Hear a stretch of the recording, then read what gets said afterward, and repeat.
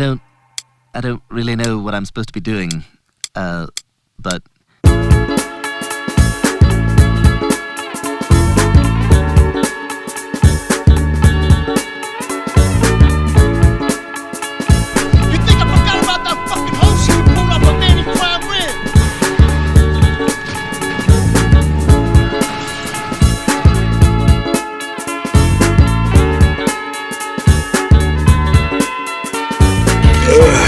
There we go, right there. Oh my god. Fat fuck. Okay.